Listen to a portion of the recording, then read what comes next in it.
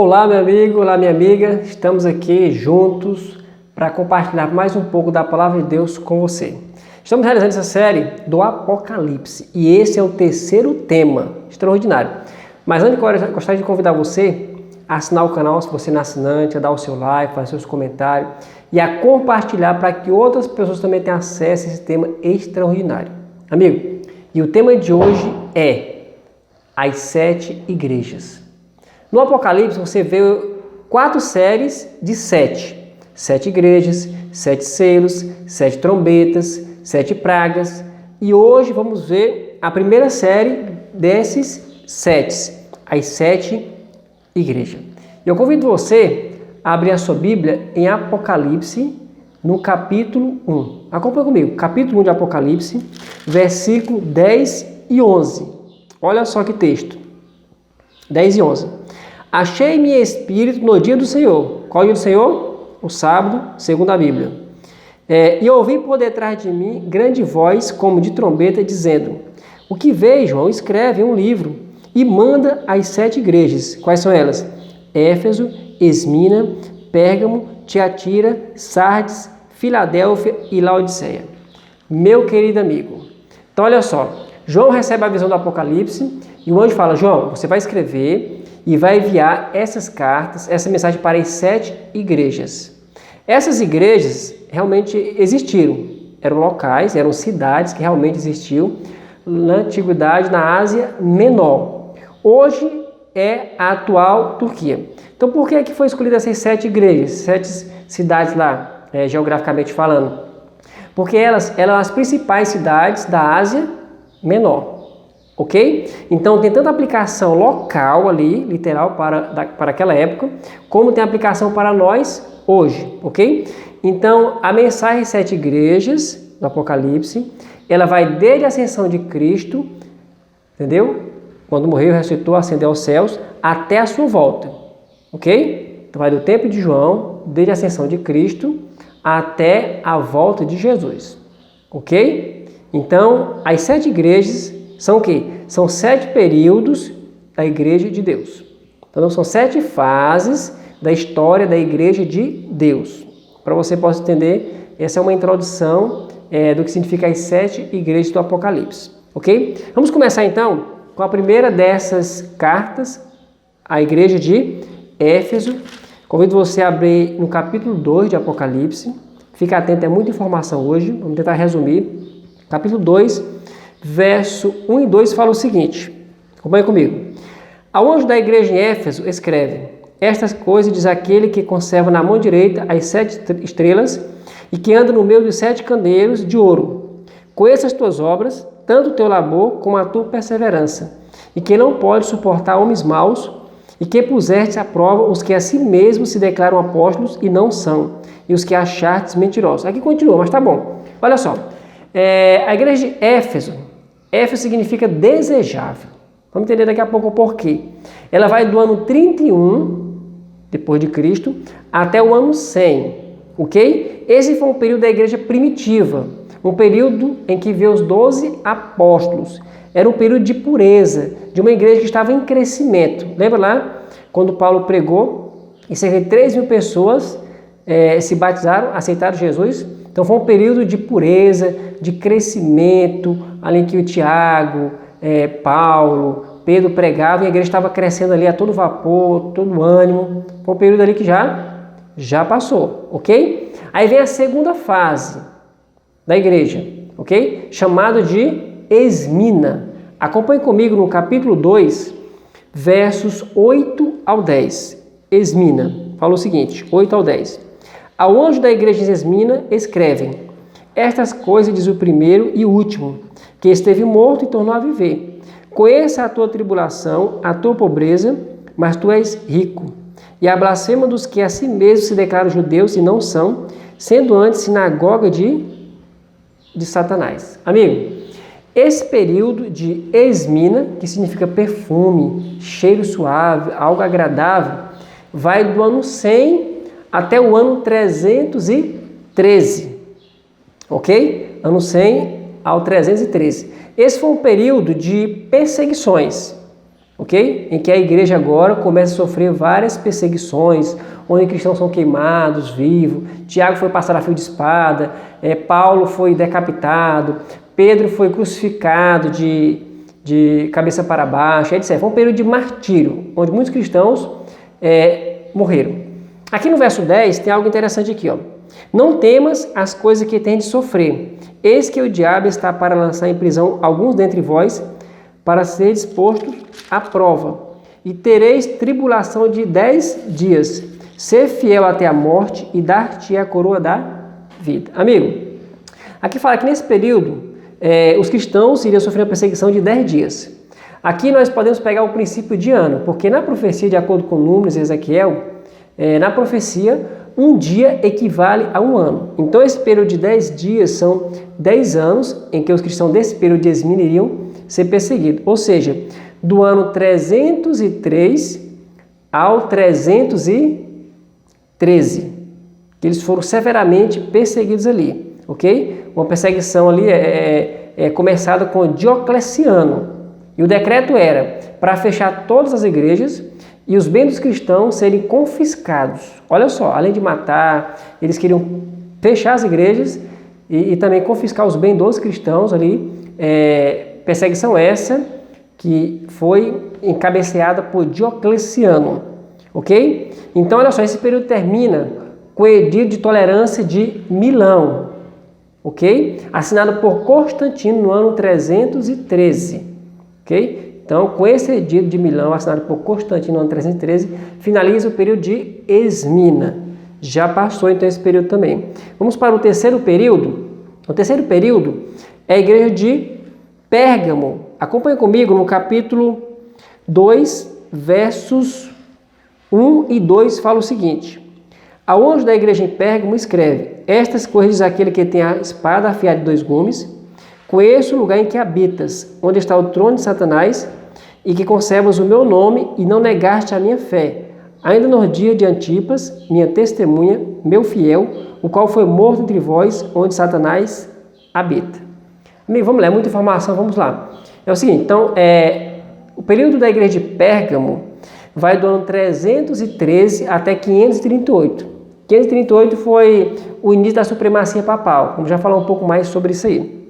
Então, olha só, esse foi um período da era do compromisso, entre aspas. Ou seja, aqui você vê a união da igreja com o Estado. Pessoas pagãs começaram a se unir à igreja e trazendo juntos com si ensinos pagãos.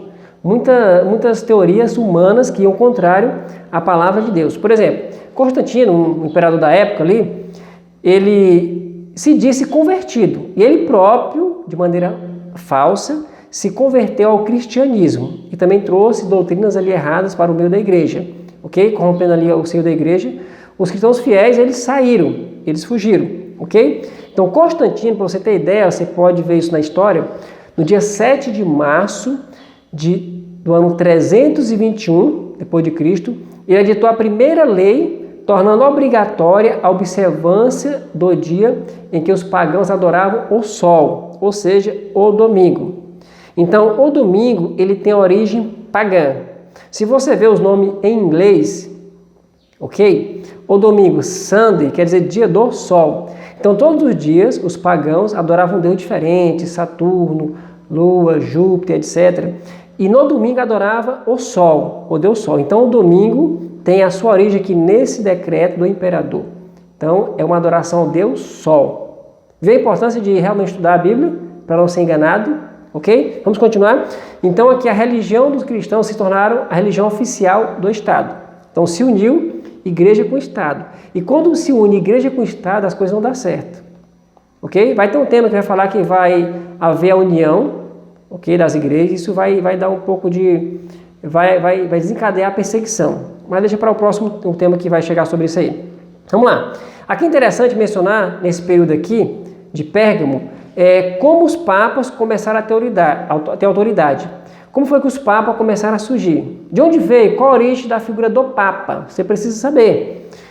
No ano 352 a 476, 10 tribos bárbaras, segundo o historiador britânico Edward Gibbon, historiador, no seu livro conta a história, está registrado também, que essas 10 tribos bárbaras, vindo do norte da Europa, começaram a invadir a Itália, ok? Começaram assim a minar a autoridade de Roma, com essa invasão, com esse ataque, ok? Então o imperador, nessa época, com a invasão das 10 tribos bárbaras, ele veio a cair. Então em 476 ele cai e sai de cena a figura do imperador. Então olha só, tome nota. No ano 476 depois de Cristo, os imperadores saem de cena, ok? E o último imperador, só para informação, foi Rômulo Augusto, ok? Aí restou assim os bispos, porque em cada província, como se fosse em cada estado, tivesse os bispos. Era como se o imperador fosse o presidente, ok? E os bispos, os governadores. Tá entendendo? Ok. Então os bispos, um em cada cidade. Eles começaram a ter mais autoridade agora porque o imperador havia caído, o presidente havia caído. Ficou apenas os governantes dos estados, de cada cidade aqui no caso. E eles consideraram, os bispos das cidades, começaram a considerar o bispo de Roma, em Roma tinha um bispo, como sendo o quê? Como sendo a autoridade maior entre eles, ok? Como sendo a autoridade maior entre eles. Então, o que acontece aí? Em 533, houve o edito de Justiniano, declarando o Papa João II como cabeça de todas as igrejas. Olha só a origem, imperador, bispo, vai chegar nos papas. Então os outros bispos começaram a chamar o bispo de Roma como o pai deles. Olha só, o pai deles. E em italiano, pai significa papa. Então aqui tem a origem dos papas, ok? 533 com esse decreto de Justiniano. Italiano significa, pai quer dizer papa. Então as tribos bárbaras, elas se submeteram ao poder do papado, com exceção de 3, que foram os Érulos, os Vândalos e os Ostrogordos. Nome difícil, né? Ostrogordos, certo? Então eles foram perseguidos pelo poder papal, ok? E a última tribo a ser dispersa, a ser expulsa, foi os Ostrogordos em 538. Então aqui você vê a origem do Papa, vê os imperadores, os bispos assumiram e depois surgiu os papas. Então, no ano 538, ao final desse período aqui, dessa igreja de Pérgamo,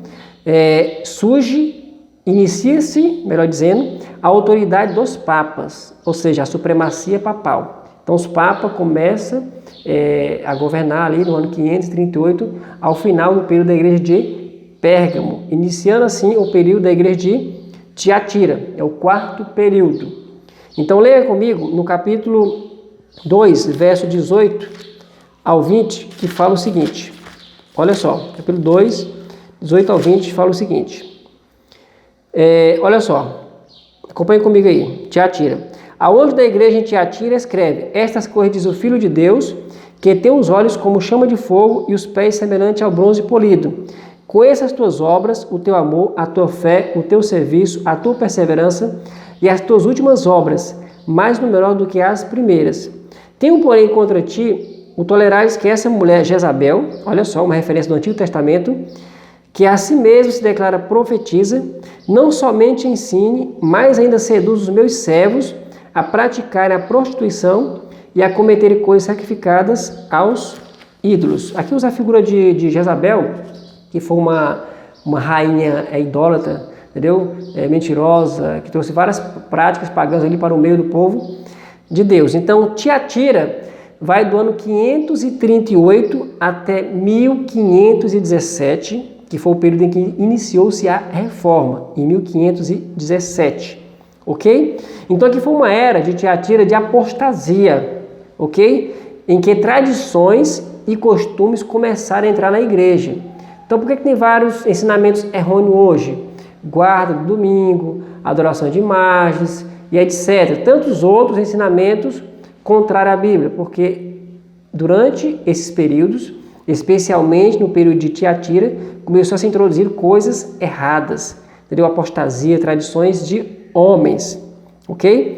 Então, esse período encerra-se em 1517, com o início da Reforma. começado ali com Martinho Lutero, no qual pregava que a salvação era pela fé, no qual foi contra os dogmas da Igreja Católica na época, do qual defendia que o ser humano era salvo pelas obras. E Martinho Lutero, inclusive, fez um livro intitulado As 95 Teses, ok? E afixou, né, essas teses nas portas da Catedral de Wittenberg, 95 teses, nas quais ele defendia que nós somos salvos pela graça, mediante a fé em Jesus e não pelas obras, ok? Então esse período ele passou, dando início assim ao quinto período chamado de Sardes. Sardes vai do ano do ano 1517, que é muita data, 1517 até 1798. Acompanhe comigo no capítulo 3 em diante, que fala o seguinte no Apocalipse. Ao anjo da igreja em Sardes escreve: estas coisas diz aquele que tem os 7 Espíritos de Deus e as 7 estrelas. Conheça as tuas obras, que tens nome de que vives e estás morto.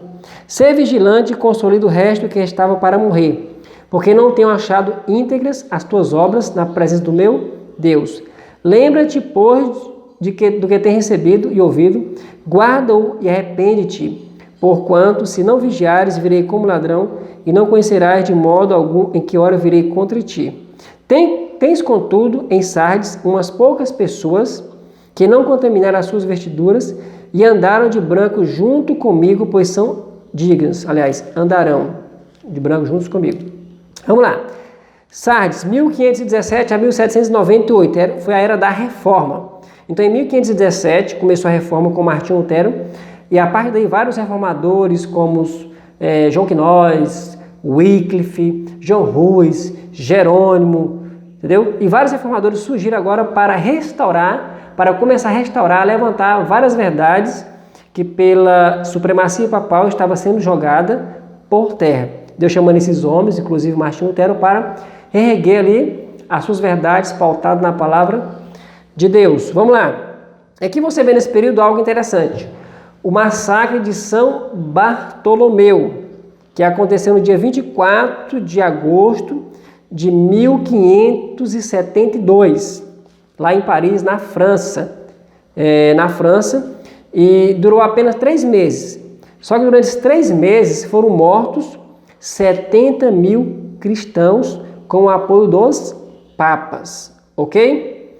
Então, a igreja queria manter as pessoas na ignorância para que o poder ficasse em suas mãos. Então, a autoridade papal, a igreja, né, queria manter o povo na ignorância das escrituras para que eles as manipulassem, ok? Então, o Papa Pio VI, em 1798, o Papa Pio VI foi preso por ordem de Napoleão Bonaparte, que enviou o general Berthier e o general Servani em fevereiro de 1798 a prender o Papa Pio VI, que se encontrava na Capela de Sistina. Isso aconteceu ali no seu aniversário de sua coroação, ok? Então, 1798. Aqui finaliza a supremacia papal, ou seja, a Bíblia havia profetizado em Daniel e Apocalipse que a igreja seria perseguida por 42 meses, um tempo, 2 tempos, metade de um tempo, ou 1260 dias simbólicos. Ou seja, um dia equivale a um ano, isso duraria 1260 anos de perseguição papal sobre os cristãos, iniciando-se no ano 538, ali em Tiatira, e finalizando no período de Sardes, em 1798, com a prisão desse Papa Pio VI. Você vê que é muita informação. Mas esse período também passou e se cumpriu cabalmente a profecia como havia sido dita nesse período. Filadélfia, significando amor fraternal, vai do ano 1798 até 1844. Acompanhe comigo em Apocalipse, no capítulo 3, versos 10 e 11, que nos diz o seguinte: porque guardaste a palavra da minha perseverança, também te guardarei da hora da aprovação que há de vir sobre o mundo inteiro, para experimentar os que habitam sobre a terra. Venho sem demora, conserva o que tens, para que ninguém tome a tua coroa. Amigo, Esse aqui foi um período de reavivamento, especialmente ali na região dos Estados Unidos, onde muitas pessoas, estudando as profecias, haviam descoberto várias verdades, e aqui se destaca um personagem chamado Guilherme Miller, a qual pregou que Jesus voltaria em 1844. Ele havia errado apenas o acontecimento, a data da profecia das 2.300 manhãs, Daniel 8,14, estava certa. Mas Jesus não voltaria nessa data, ele estaria passando do lugar santo para o lugar santíssimo, o santuário celestial. E ele havia entendido que era a volta de Cristo. Então aqui a Bíblia fala, no capítulo 10 de Apocalipse, que houve uma grande decepção. Eles pregaram a volta de Cristo, era um ânimo muito grande, ok? Mas Jesus não veio, então foi uma grande decepção, ok? Terminou em 1844. Aqui surge o movimento adventista, que é um outro tema que a gente pode fazer. Ali eram pessoas de várias denominações, metodistas, batistas, presbiterianos, e estavam junto nesse movimento com Guilherme Miller, e eles eram conhecidos de adventistas, porque estavam aguardando aquele que havia de vir, ok? Aqui você vê a origem da igreja adventista, mas esse é um outro tema. E vamos para o último período, muita informação, né? De Laodiceia. Acompanhe comigo em Apocalipse, no capítulo 3, em diante, no versos, vamos lá, capítulo 3, verso 15 em diante. Conheça as tuas obras, que nem és frio nem quente, quem dera fosses frio ou quente. 16. Assim porque és morno e nem és quente nem frio, estou a ponto de vomitar-te da minha boca. Por dizes, estou rico e abastado e não preciso de coisa alguma. E nem sabes que tu és infeliz, sim, miserável, pobre, cego e nu. 18. Aconselho-te que de mim compres ouro refinado pelo fogo para te enriqueceres, vestiduras brancas para te vestires, a fim de que não seja manifesta a vergonha da tua nudez, e colírio para ungir os olhos, a fim de que vejas. Amigo, esse período ele vai do ano de 1844 até a volta de Jesus. Resumindo, estamos vivendo no último período da história da igreja, conhecido como a Laodiceia, que significa povo do juízo, povo do julgamento, porque de acordo com a profecia bíblica, Daniel 8,14, é um tema que a gente vai abordar aqui, não perca essa série. O juízo investigativo ele já começou. Quando Jesus voltar é só para dar recompensa, ok? Então, povo do juízo, período de Laodiceia, do ano de 1844 até a volta de Jesus, ok? Então aqui o conselho de Jesus é: compre de mim ouro, colírios e vestiduras brancas. Lá na Ásia Menor, nessa cidade chamada Laodiceia, era uma cidade que tinha o maior centro bancário, ok? No qual negociava ouro e outras utensílios de valores, ok? Ouro. O ouro simboliza a fé, o amor. Nessa cidade também, dessa igreja, ela era uma das maiores escolas de medicina, aliás, ok? Eles fabricavam um colírio no qual, curava, os problemas de visão das pessoas ali. E também era um centro textil, no qual fabricava vários tecidos finos, caros, realmente bastante procurados. As vestiduras aqui significa a justiça de Jesus. Ouro, fé e amor. Colírio significa o Espírito Santo, para nos dar o discernimento espiritual. Muita informação, não é? Exatamente. Amigo, eu quero finalizar o tema desse momento com a história de um reformador chamado Jerônimo, que foi contemporâneo de João Rus, ok? Que naquele tempo era assim, eles queimavam as pessoas que não negavam a fé em Jesus. E esse homem, instigado a negar a sua fé em Jesus, ele não negou. Ele permaneceu o quê? Firme. E ele fez o trajeto, ele fez o percurso ali, no qual ele ia ser queimado mais à frente, cantando e com o rosto iluminado de santa alegria e paz. A morte havia perdido para ele o pavor. Ele não estava com medo da morte ali, ok? Então ele foi para a fogueira dessa maneira, tranquilo, cantando, feliz, porque não havia renunciado à fé em Jesus. Quando ele chegou lá, foi colocado naquele poste lá, envolto em lenha. Quando o carrasco foi colocar fogo, foi por trás de Jerônimo para colocar fogo. E Jerônimo, esse grande homem de Deus, reformador, falou o seguinte: ponha fogo à minha vista. Se eu estivesse com medo, não estaria aqui. Colocaram fogo e ele morreu cantando, pedindo a Deus perdão pelos seus pecados. Senhor, perdoa os meus pecados. Amigos, grandes homens no passado deram a sua vida, foram martirizados por amor a essa verdade. Em todo o período da história da igreja, desde Éfeso até hoje, o último período de Laodiceia, Deus teve pessoas fiéis. Meu querido amigo, nós estamos no último período. Se você vê Apocalipse, estamos praticamente no final do 6º selo, início do 7º selo, que é a volta de Cristo. Estamos no último período da história da igreja, que começou em Éfeso. Estamos no último período chamado de Laodiceia. Depois desse período não tem outro. O povo de Deus está vendo nesse último período da história da igreja e ele vai finalizar com a volta de Jesus. Apocalipse 3:20, você conhece? Jesus diz: eis que estou à porta e bato. Se alguém ouvir a minha voz e abrir a porta, entrarei em sua casa, cearei com ele e ele comigo. Amigo, Jesus está batendo a porta do seu coração. Não tenha medo. Não vá pelo que o teu líder religioso diga. Não fique com as tradições da tua igreja. Fique com o que a palavra de Deus diz. Fique com assim diz o Senhor.